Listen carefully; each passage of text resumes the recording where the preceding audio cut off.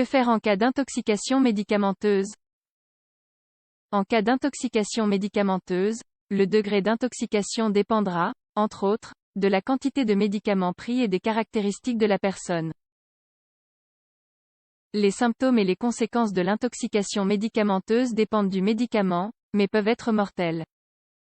Le degré d'intoxication dépendra, entre autres, de la quantité de médicaments pris et des caractéristiques de la personne. Nous allons maintenant examiner les différents types d'empoisonnement, quelques indications pour identifier l'intoxication médicamenteuse et les mesures immédiates à prendre dans ces cas. 5 types d'intoxication médicamenteuse. On peut classer les intoxications médicamenteuses en 5 types en fonction de différentes variables. 1. Selon l'ampleur des complications cliniques. En cas d'intoxication médicamenteuse, les complications chez les patients peuvent être légères, modérées ou graves. 2. En raison des caractéristiques de l'apparition. Vu la façon dont les symptômes apparaissent, ils peuvent avoir des effets immédiats ou différés. Certains médicaments produisent leurs effets toxiques rapidement, tandis que d'autres les manifestent après un certain temps. Intoxication réversible ou irréversible. En cas d'empoisonnement réversible, la situation se rétablit lorsque la substance est retirée du corps. Dans les empoisonnements irréversibles, les dommages sont irréparables. Cela dépendra de l'organe ou de la fonction affectée. Des symptômes réversibles et irréversibles peuvent aussi survenir simultanément. Intoxication locale ou systémique. L'intoxication locale est un empoisonnement dans lequel le poison cause des dommages au même endroit où il entre en contact avec le corps. Cependant, d'autres substances affectent l'organisme de façon systémique ou généralisée, et une combinaison des deux peut également se produire. 3. Selon le moment de l'apparition des symptômes. Selon le temps qu'il faut pour que les symptômes apparaissent, nous classons les intoxications comme suit. Intoxication aiguë. Dans ces cas, les symptômes apparaissent en moins de 24 heures et leur évolution peut être variable. Intoxication subaiguë. Les troubles se produisent à différents niveaux. Les symptômes n'apparaissent pas immédiatement mais se manifestent après plusieurs jours. Intoxication chronique. Elle est causée par l'absorption continue ou répétée de la substance toxique. Elle peut être absorbée en petites quantités mais s'accumule dans le corps. C'est le type d'empoisonnement le plus difficile à détecter. 4. Selon la cause. Il existe 2 manières dont l'intoxication peut se produire. Volontaire.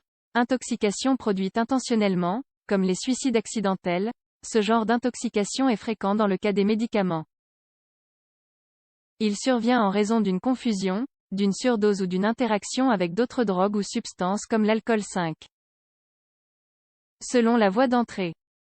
Selon la voie d'entrée, on peut classer les intoxications comme digestives, inhalées, cutanées, muqueuses et endoveineuses. Les signes d'intoxication médicamenteuse. Les symptômes d'intoxication médicamenteuse dépendent du type de médicament en cause, de la voie d'entrée et des caractéristiques de la personne. Par conséquent, les conséquences seront également variables et deviendront fatales dans certains cas. Symptômes d'intoxication médicamenteuse. Les premiers symptômes ou signes peuvent être communs et non spécifiques, entre autres.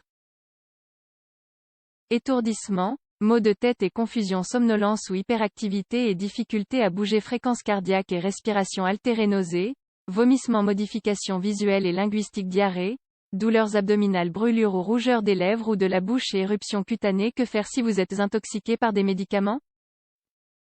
Si une personne semble présenter des signes d'intoxication médicamenteuse, agissez rapidement, mais restez calme. Les symptômes d'empoisonnement peuvent prendre du temps à apparaître. Toutefois, si vous soupçonnez que quelqu'un est intoxiqué, n'attendez pas que les symptômes apparaissent. La première étape est d'appeler immédiatement le centre antipoison national. Un médecin vous répondra en vous expliquant la situation, les symptômes et les médicaments soupçonnés d'avoir été ingérés. Tous les détails vous seront demandés.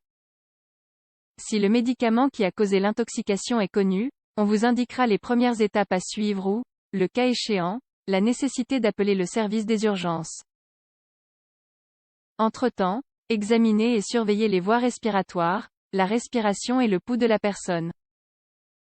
Toutefois, Vous ne devez pas faire vomir la personne à moins d'avoir reçu un avis contraire d'un centre antipoison ou d'un professionnel de la santé. Conclusion. Face à l'intoxication médicamenteuse, les premiers soins donnés avant d'obtenir de l'aide médicale peuvent sauver la vie d'une personne. Cependant, il est toujours nécessaire de suivre les recommandations d'un professionnel.